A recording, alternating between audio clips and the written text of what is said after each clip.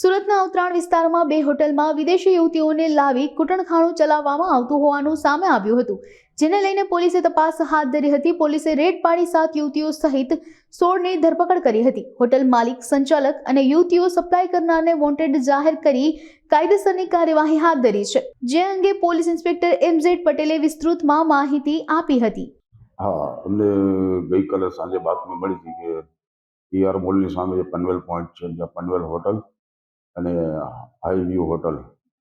ત્યાં કંઈક થાઈલેન્ડની યુવતીઓ લાવી જે વ્યાપારનો ધંધો કરે છે એ બાતમી હકીકત મળતા અમે પોલીસની ટીમ બનાવી, પંચોને સાથે રાખી સમજ કરી અમે ત્યાં રેડ કરતા અમને છે તો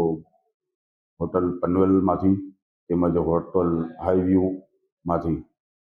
વિદેશી લલનાઓ મળી આવેલ, સાથે સાથે બીજા ગ્રાહકો પણ મળી આવેલા અને આ બાબતે અમે રેડ કરી કાયદેસરની કાર્યવાહી કરી છે, જેમાં થાઈલેન્ડની 5 યુવતીઓ તેમજ એક નેપાળની અને એક ઉત્તરાખંડની યુવતીઓ મળી કુલ 7 યુવતીઓ મળી આવેલી અને આ બાબતે યોગ્ય કાર્યવાહી કરી જે હોટલમાંથી મળી આવેલા ઈસમોની ધરપકડ કરવામાં આવી છે અને આ વિદેશી યુવતીઓ બાબતે આગળની તપાસ તજવીજ ચાલુ છે। હાલ તો અમને 3 દિવસની માહિતી હતી કે 3 દિવસથી આ બધું ચાલે છે, એટલે અમે એના માટે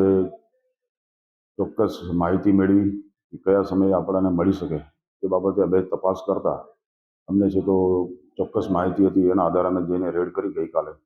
જેથી ત્યાં અમને છે તો આ 7 યુવતીઓ અને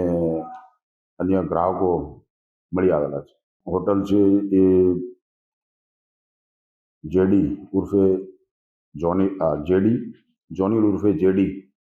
અને બીજો છે કાર્તિક દિલીપ કેવડિયા, બીજા એક અન્ય વોન્ટેડ ઇસમ છે વિજયસિંહ ઉર્ફે કાનો, જે આ હોટલ ચલાવતા હતા અને હોટલમાં શિવમ ગજેરા જે